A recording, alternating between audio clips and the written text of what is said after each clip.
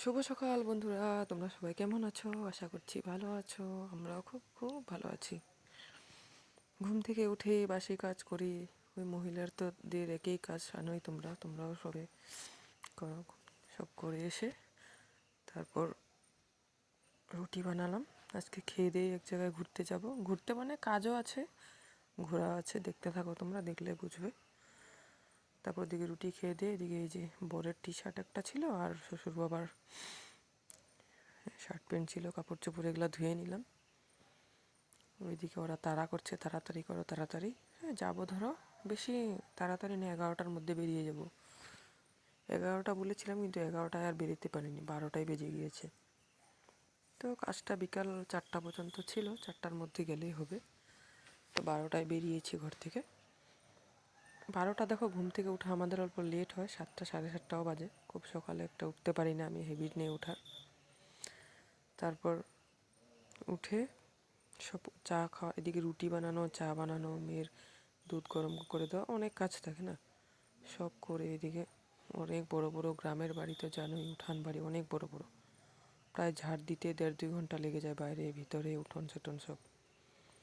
তো এদিকে এই যে কাপড় টাপড় ধুয়ে খাওয়া দাওয়া তো কমপ্লিট। মেয়ে চলে গেলো যে স্কুলে। বলছে আজকে পাপা আছে, যখন পাপার সাথে যাবো, বাইকে দিয়ে আসতে বলো। তারপরে যে গেল, আজকে আবার ওর বাবার সাথে স্কুলে গেল, সামনে স্কুল। তারপর ও বাইকেই গেল। তারপরে যে আমিও কাপড় চোপড়গুলো দিকে মেলে নিলাম।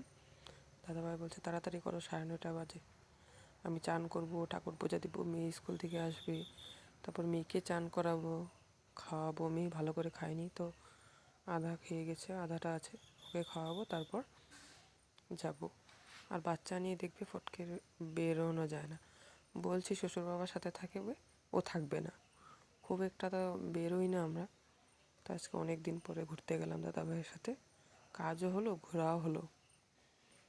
তারপর যে দাদাভাই কচু ছিল বাড়িতে, গত বছর লাগানো, উঠিয়েছে একদম পোকা ভিতরে বড় বড়, দেখতে পাচ্ছ? মানে ডেট পার হয়ে গিয়েছে, 1 বছর হয়ে গেছে লাগানো। এগুলো 7-8 মাসে খুব ভালো হয়। কচুগুলো যে খুব টেস্ট, এগুলো তোমার আলুর মতন খেতে, খুব টেস্ট, বালি বালি। তারপরে যে ধনশিরি নদীটা, ওই দিন যে গেলাম, এই সামনে দিয়ে গেলাম, তার জন্য অল্প ভিডিও করে নিলাম। তাড়াহুড়ো করে দেখবে না, কিছু ভুলেই যায়। তো ক্যামেরাটা তো করা খুব একটা অভ্যেস নেই। তারপরে যে বাইকে বসে 3জন যাচ্ছি। তার মধ্যে কি হয়েছে জানো, আমি হেলমেট নিতে ভুলে গেছি। রাস্তায় আবার পুলিশে ধরেছে, হেলমেট নেই।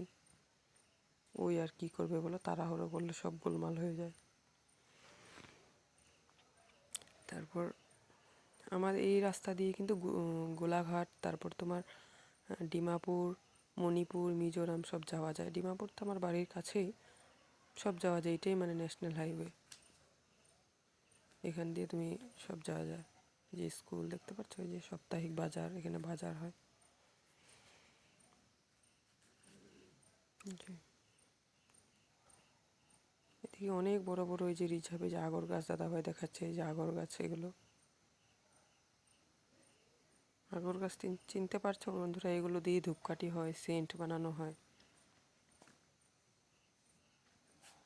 তারপর দেখলাম, যেতে যেতে দেখলাম মাছ, এত সুন্দর মাছ, মানে দেখে মানে যারা মাছ খেতে ভালোবাসে, মাছ লাভার, তাদের তো ভালোই লাগবে। আমি আবার মাছটা খুব ভালোবাসি, চিকেনের থেকে মাছ, দেশি মাছ খেতে খুব ভালোবাসি। ও রুই কাতলা তো কত খাবে বলো, তার জন্য মাছ অল্প আনলাম। ওই শোল মাছ, মাগুর মাছ, তারপর পুঁটি মাছ।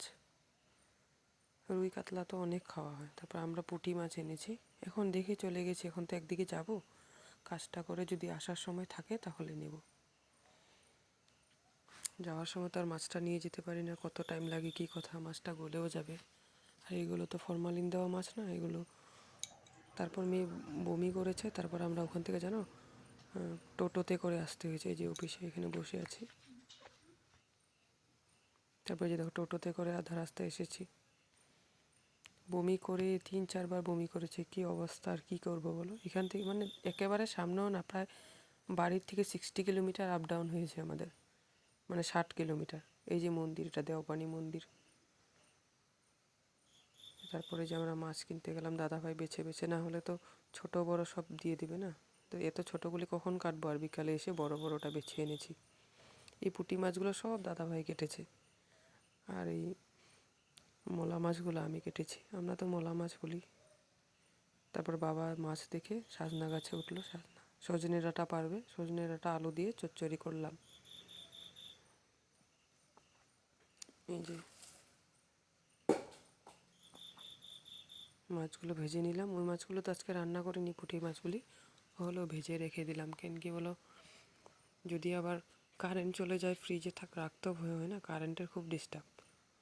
তারপরে যে সজনে আলুটা নুন হলুদ দিয়ে ভেজে নেব ঢেকে ঢেকে, সামান্য ভাজা হয়ে গেলে ওর মধ্যে টমেটো দিয়ে দিয়েছি।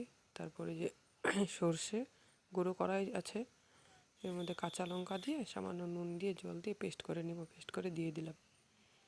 এটা ভাজা ভাজা হয়ে গিয়েছে দেখলাম, দিয়ে দিলাম। এটা তো বেশি কষাবো না, সর্ষে বেশি কষালে আবার তিতা তিতা লাগবে, তিতো হয়ে গেলে তো একদম। তারপর এখানে মাছগুলো দিয়ে দেবো, মাছগুলো দিয়ে অল্প 2-3 বার নাড়া দিয়েই তারপরে যে কমপ্লিট। ঠিক আছে, তো আজকের ভিডিওটা এই পর্যন্তই। একদিকে গেলে না ভিডিওটা করা ঠিক মতন হয় না, দেরি হয়ে যায় না। ঠিক আছে, তোমরা ভালো থাকো, সুস্থ থাকো। ভিডিওটা ভালো লাগলে লাইক কমেন্ট সাবস্ক্রাইব করো।